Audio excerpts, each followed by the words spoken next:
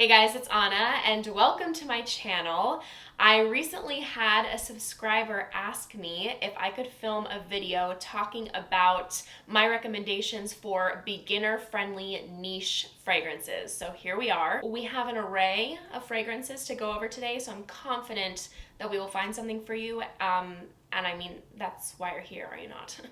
For my fabulous taste. Oh, and I do want to mention that I'm going to be talking about niche fragrances that fit more into that category when you typically think of niche fragrances. So for example, Cassili is technically a niche fragrance house because they specialize in fragrances. They don't make anything else, but I'm omitting brands like that from this video because I figure that the people clicking on this video want to get to know more about that stereotypical niche side of perfumery. They want to know, okay, where should I start here? Because those more accessible niche brands, they're very popular. You can find them at Sephora, Ulta, and they tend to get grouped with the designer brands. So this video is more so to highlight fragrances that you can't just pick up anywhere. You want to get into the more specialized fragrances, but you're looking where to start. We are going to begin with Gourmands because more often than not, when girls ask me for what is happening?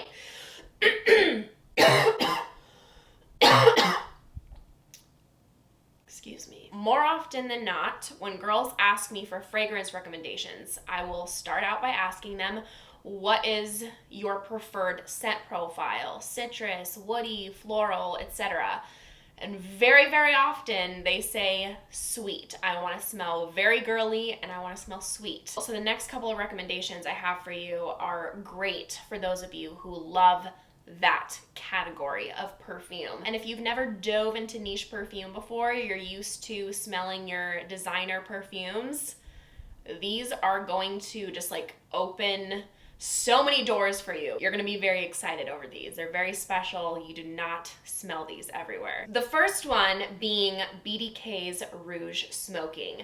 Cherry is a hot and poppin' note right now. Everyone is obsessing over cherry. I see cherry in so many perfumes that are coming out, and I love cherry in perfumes, but very, very often I'm not a fan of it because it comes off artificial.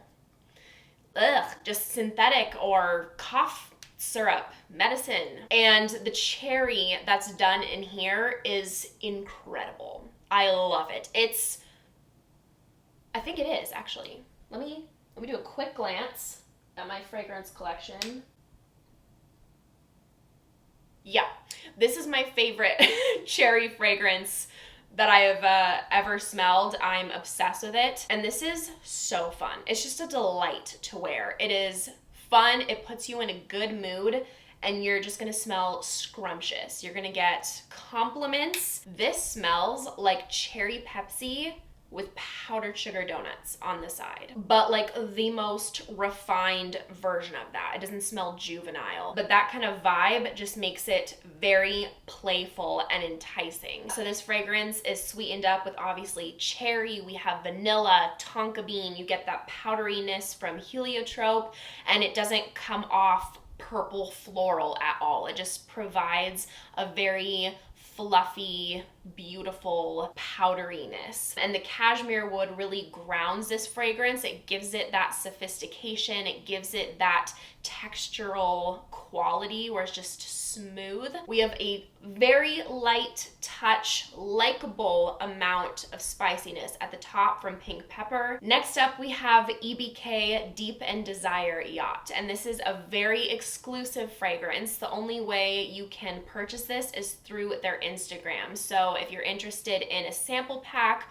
or a full bottle, you have to DM them. They send you an invoice, you pay that, you got your stuff. When I smell this fragrance, this is one of my favorite and the best Gourmands in my entire collection. When I smell this, I have to refrain myself from saying the F word. It is that good. Like, I can't help myself. It just comes involuntarily. This is so beyond incredible. I have never smelled anything like it. This is compared, however, to Florals, if that's how you pronounce it, One Umbrella for Two. Go for this, okay?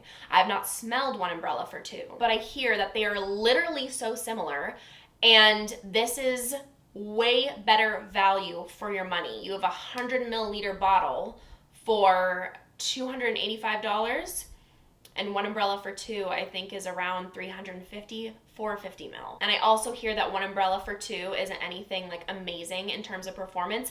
This is beast mode. One of the strongest perfumes in my collection, and you guys, I am so obsessed with this perfume.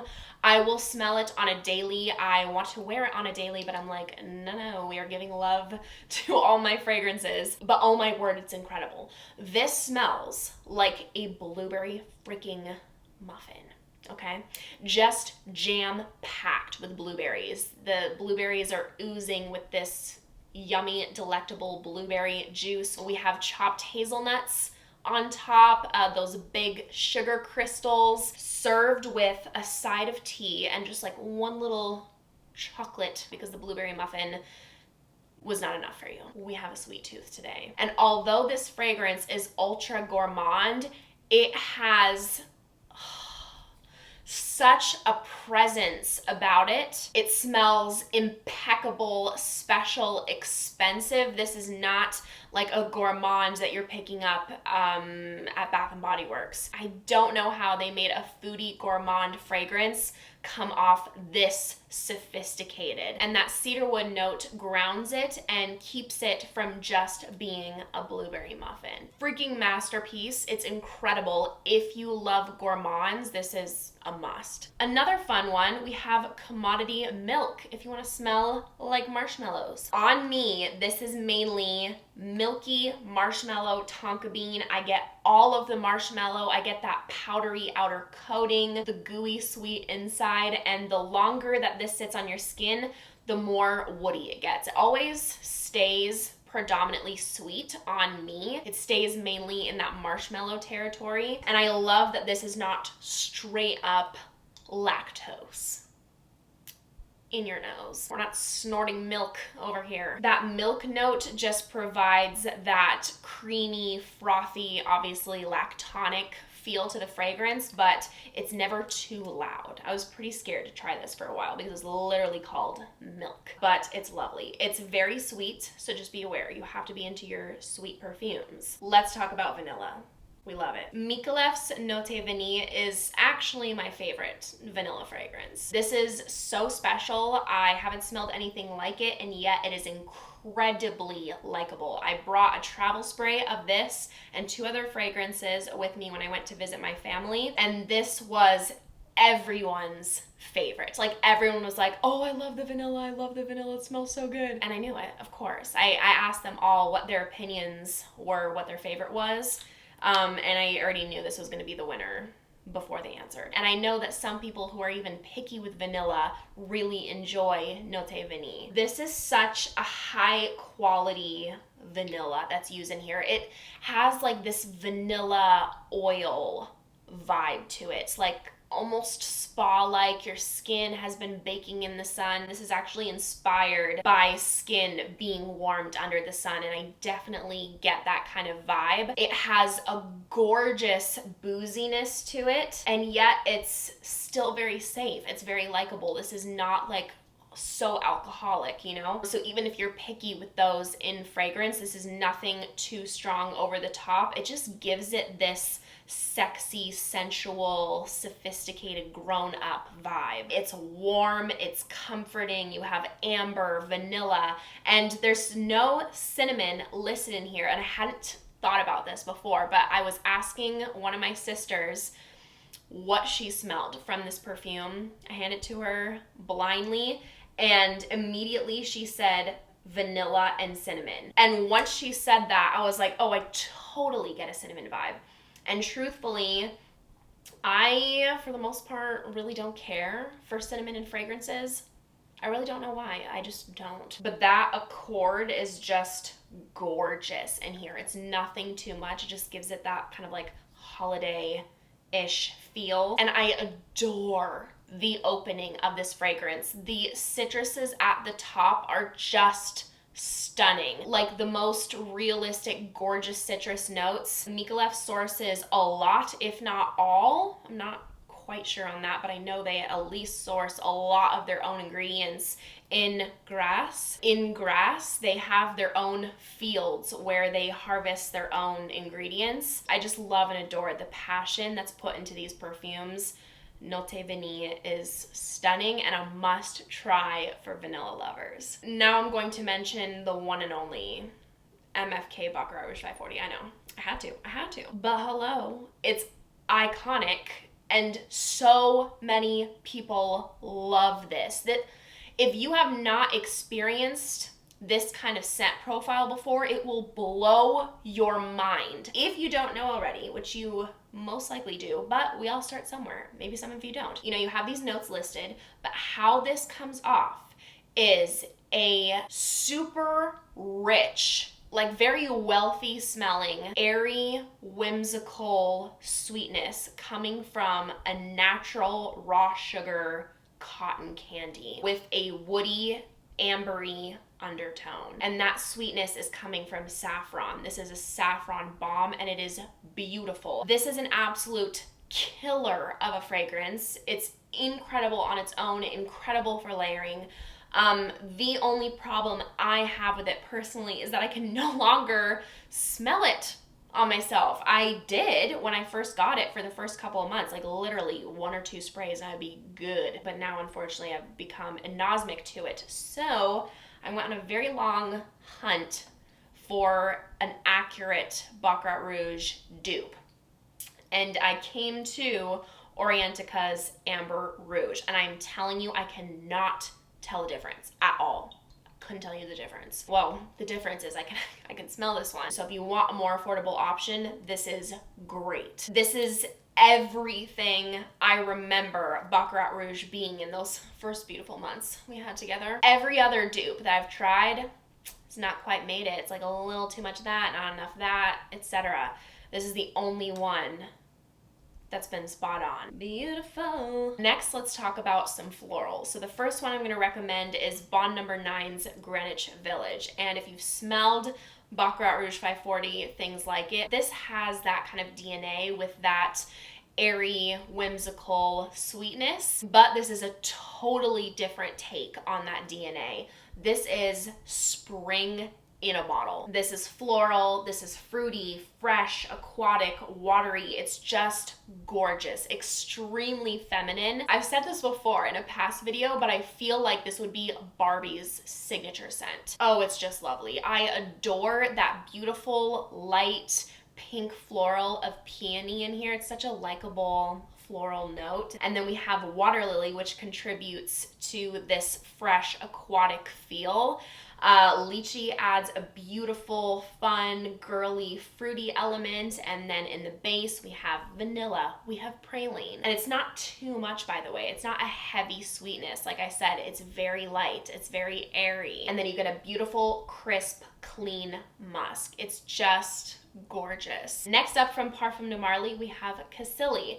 And this is, as the bottle would imply, like a very peachy kind of perfume, even though it's not listed in here. It totally gives off a peachy vibe. And this would be my pick for a beginner within the Parfum de Marly range, because although I think they have a lot of stunning, beautiful perfumes, I could see how maybe certain accords wouldn't be beginner friendly, like Delina. Not everyone is into that tart rhubarb with Meliora. Not everyone is into that kind of green quality. Oriana, it's very sweet. Orange Blossom, Marshmallow Whipped Cream. So I think that this is the best option when it comes for people starting out. And this does have a little bit of a tang, a little bit of a sour touch, but in a fun, intriguing kind of way. It's not as much as Delina. And I would assume that that tartness is coming from the red berries at the top. You have a beautiful blend of youthful florals. What pops out the most to me is Frangipani, giving it this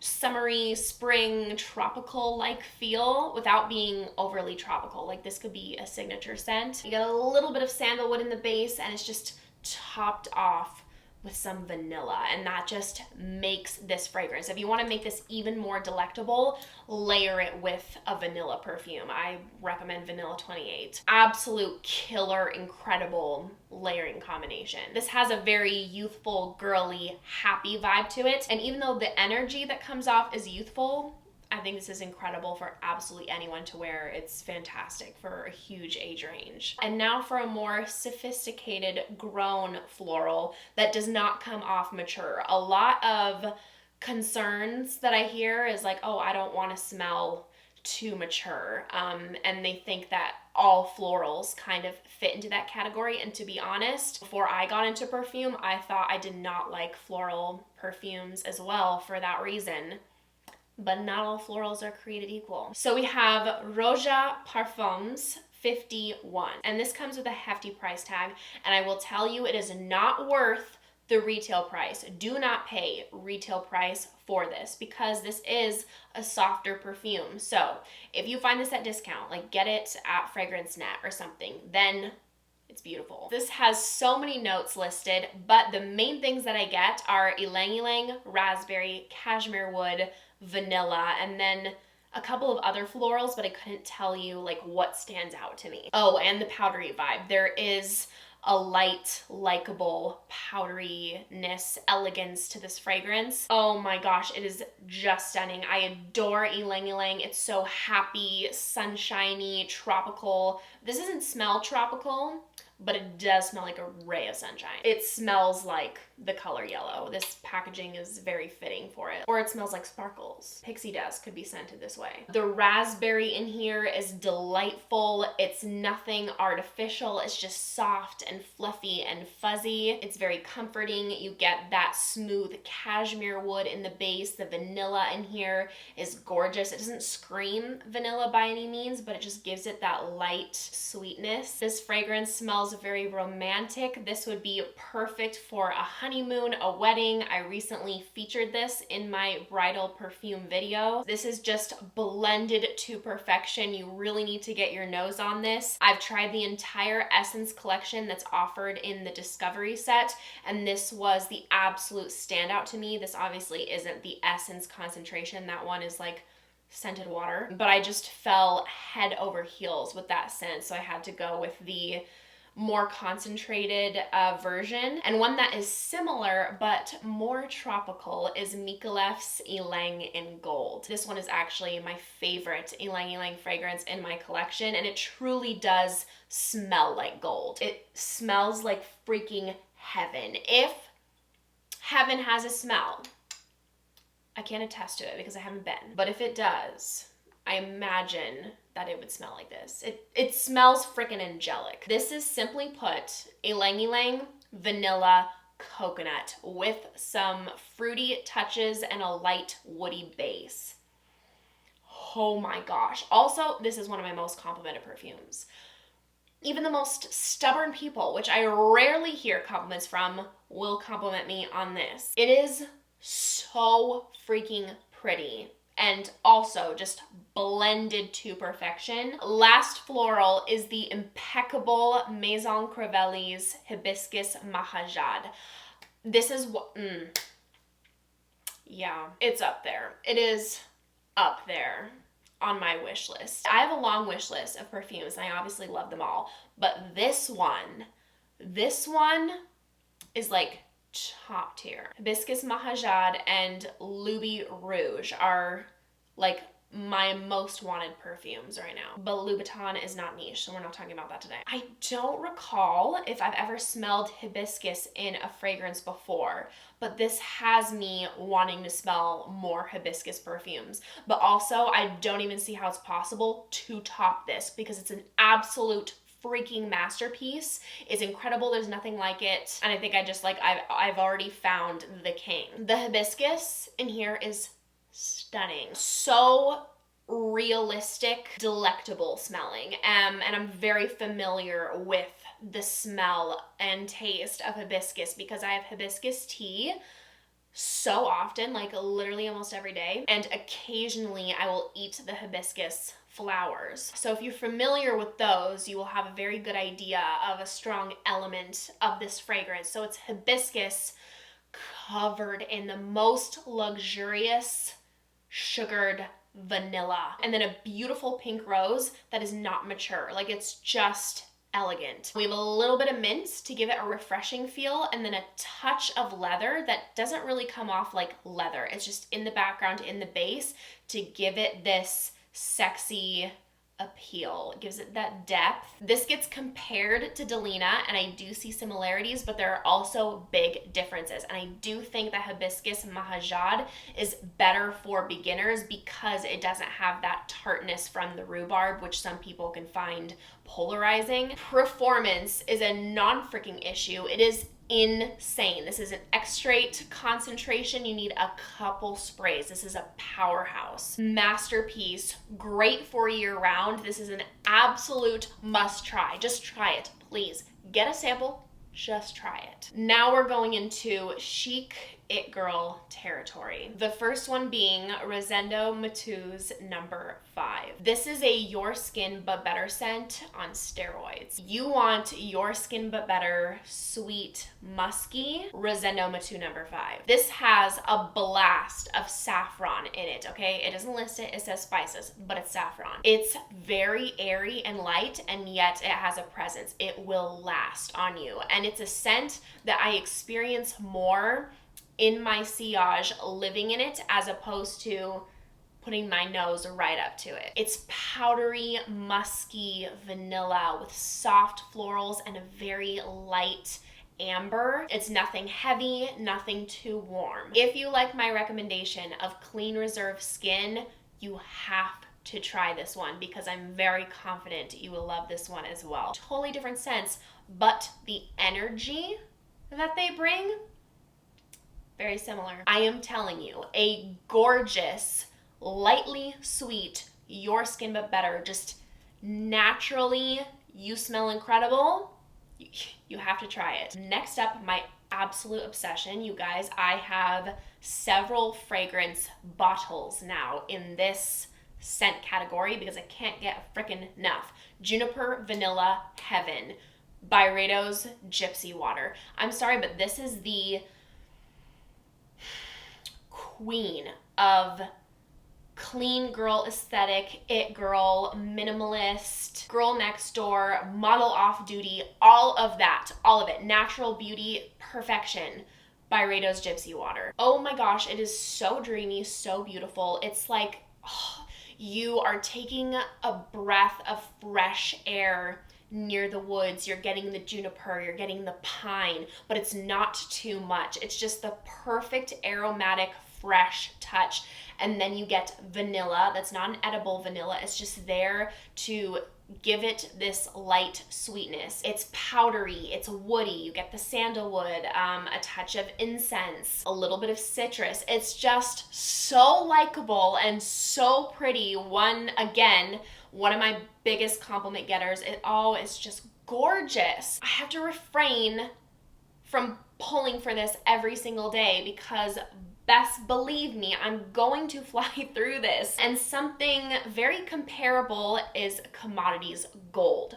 Gorgeous, very similar vibe, except gold is amped up vanilla. So if you want more of a vanilla presence, go for gold. If you want something lighter, more airy, more fresh, go for Gypsy Water. And I also get more of a woody vibe in gold, whereas in Gypsy Water, it's more aromatic. I get this sandalwood, wood chip, sawdust kind of vibe from here. This is warmer. You have amber and benzoin. Gypsy Water is more airy. I'm just a freaking obsessed with this scent profile. Like, it's a bit of freaking me. So I have several perfume bottles in this overall scent category. Also, Diptyque's Eau de Duel, fits in here, but that has more of a green presence to it, which is why I'm not including it in this video, because I don't necessarily think it's beginner friendly for that reason, but it's fabulous. And the last one is Byredo's Bal D'Afrique.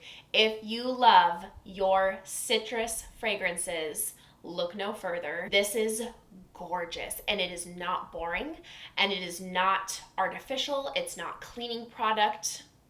It's beautiful. A realistic lemon that's aromatic, it's fresh, it's clean, and it has a strong vetiver note in the base. It sets it apart, it grounds it, it gives it this edge. It definitely provides that woody quality if you're not familiar with how vetiver comes off. Vetiver is dry, earthy, and woody. And another note that I think really makes this fragrance is the blackcurrant. It just adds a touch of this very intriguing, fruity sweetness that keeps you pulling back for more. Honestly, that note alone had me intrigued and had me going back to my decant over and over again. It's clean, musky. We have some florals, but nothing jumps out at me in particular. And this is a fragrance that I enjoy more and more the more often I pull for it. Beautiful, clean, citrusy, aromatic, woody fragrance with unique touches. Those are my recommendations for some entry-level niche perfumes. Welcome aboard. This is fun ride. Very addicting, be warned. Thank you guys so much for watching. If you enjoyed, make sure to give this video a big thumbs up and make sure to subscribe down below if you haven't already, if you want to see me in any more videos. I'd appreciate it so much. I hope you guys are having an amazing day, and I hope to see you in my next video. Bye!